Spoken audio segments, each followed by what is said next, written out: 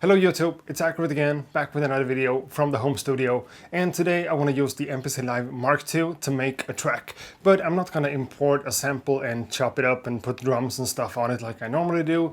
Instead, it's connected to my Dawless corner over here, aka a bird's nest of cables. I picked up this really small MIDI interface that allows me to connect it to the MPC to have more MIDI ports basically. So I'm running the Korg Wavestate, the DrumBrute Impact, the Minibrute 2S, the Roland SP-404 SX, and also the IK Multimedia Uno Synth. All connected to the MIDI outputs that I get from the MPC itself and the interface. And I'm also using two of the CV gate outputs on the MPC to go to the Minibrute 2S. It is a little bit complicated, but everything runs smoothly and is synced up and can trigger and use the built-in sequencer in the MPC, so that's nice. Now, I don't really have a plan for what I'm doing here, so let's just get into the beat making and see what happens. Accurate beats. Alright, so the first thing I want to do here is to set up my sequence and let the tempo be something around 90. It's already 4 bars. So my first MIDI track here goes to the DrumBrute Impact. Right, and the second one to my Korg Wavestate. And the fourth track goes to the Minibrute 2S. The fourth one is the Uno Synth. Cool. And the fifth one is the SP-404 SX. Cool. Let's first of all start by recording a kick and a snare into my sequencer. Make sure that my time correction is set to off and that my metronome is on. Cool.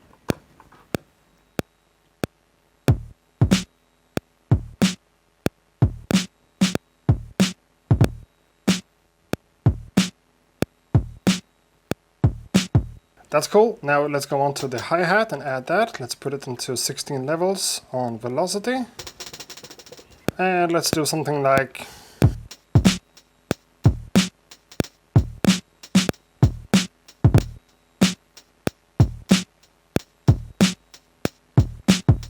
that. That's fine. Maybe let's try to do some more drums and layer it up like that from the DrumBrute Impact.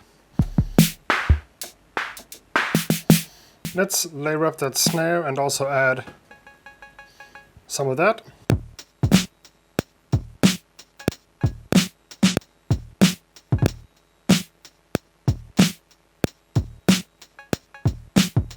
You know, it's kind of fun to layer up drum sounds like that just because I can. Now, if I take this one out,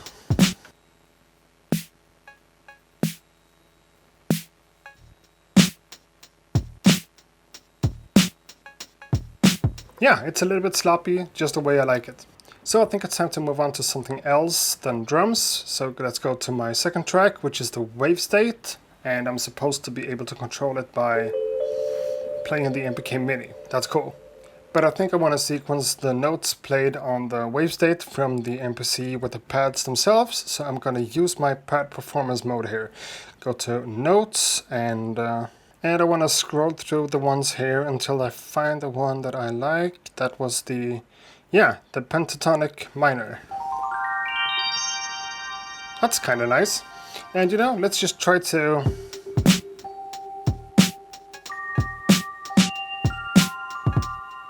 record something like that into the sequencer here and just make sure that I'm still at my 4 bars, and I am. So let's go.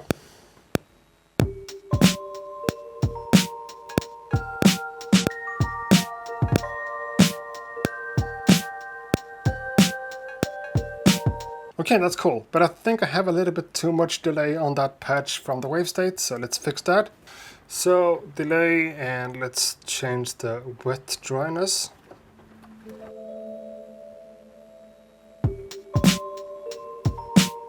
And also let's turn down the reverb just a little bit.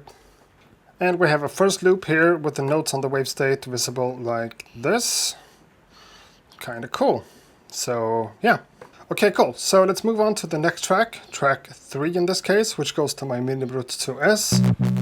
Oh. That's kind of a weird patch, so let's see if I can fix that real quick. Okay, so Something like that could work a little bit better in this context, so let's try to just play something on top of the stuff that I already have.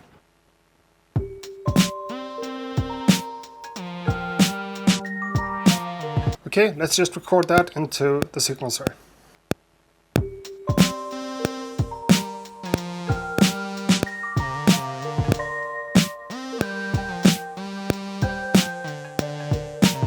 Okay, so far so good. We have two different layers of drum sounds, one from the SP-404, one from the DrumBrute Impact.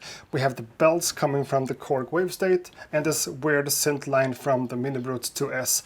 And the only thing I have left to sequence now from a hardware standpoint is the Uno Synth from IK Multimedia. So let's do it by going into another track here, which is track 4, Uno Synth. Now the Uno Synth is actually kind of cool to me because it comes with a few really good presets and it's nice and simple to program. But it's almost impossible to play it or to sequence notes on it in itself.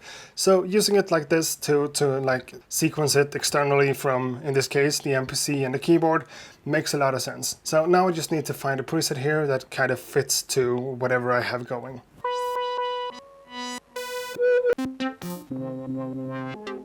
Maybe I need a bass. So what I ended up with here is just a preset from the Uno Synth that sounds like that, but if I turn down the cutoff and go down an octave, it becomes just a sine wave bass. So now let's record some bass to this.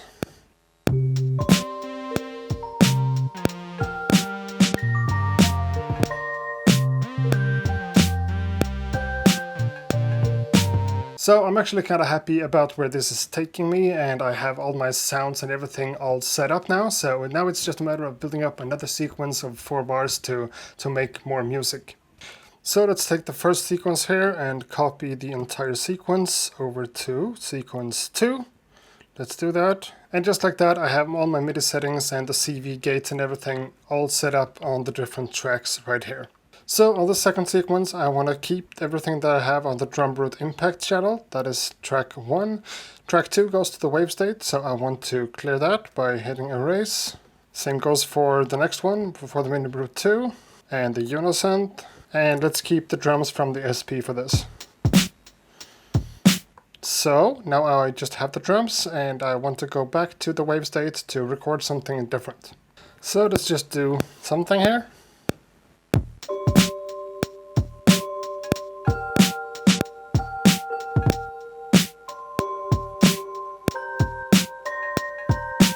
That kind of works. Track 3, Minibrute again.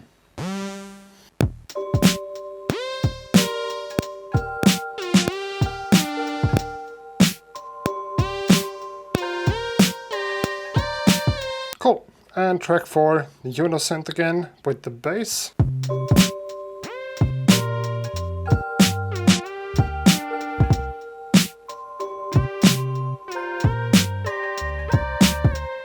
So let's play the first sequence followed by the second one.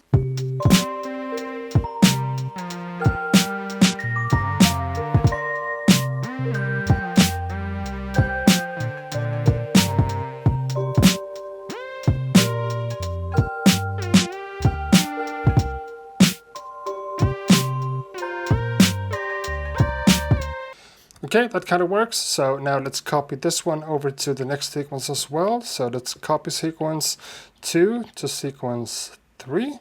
Do it. And here, let's just actually erase everything that I've done on all the tracks. Okay, so for my third sequence here, I want to do something a bit different with the drums from the SP. So instead of going, I want to do something kind of halftime of that. So it should become something like that instead. Let's try to record it right now.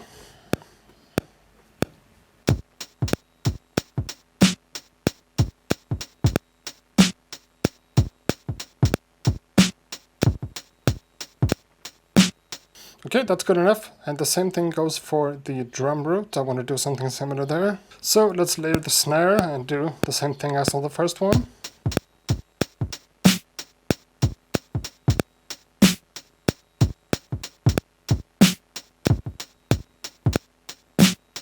Alright, and then back to the Wavestate again and put it in the notes mode of the pad performance, so I still have the same notes.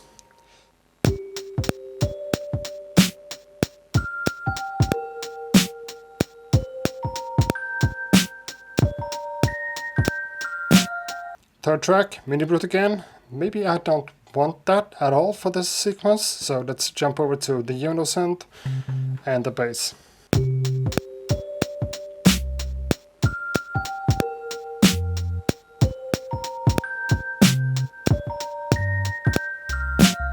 Maybe the hi-hat is a little bit loud overall, so let's see if I can just adjust that like so. Yeah, I kind of like it as it is right now, but I feel like there's something missing in the Wavestate track, so let's check that out and go solo it in the mixer. It always kind of starts like that, so I should be able to go down an octave and just add. Yeah, let's try that. Let's record.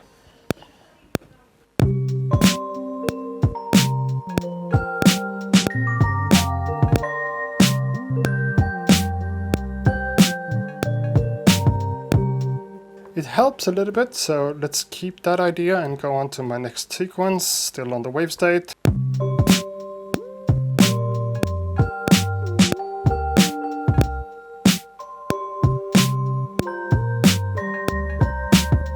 And on the third switch up, let's do something like that again.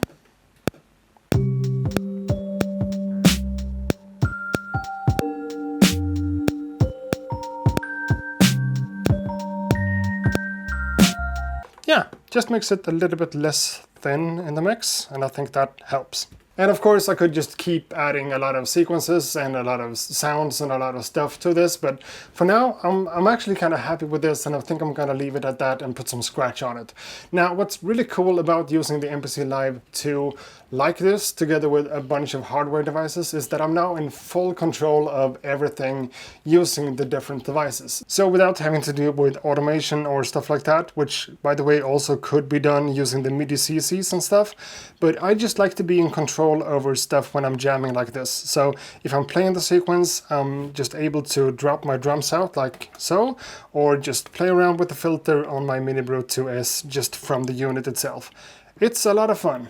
So let me do a little bit of that and a little bit of scratching and maybe put together a little bit of a jam session here that feels more like dynamic and live than something that's just totally sequenced. However, thanks a lot for watching. Hope to see you guys in the next video. Until then, ha det gott!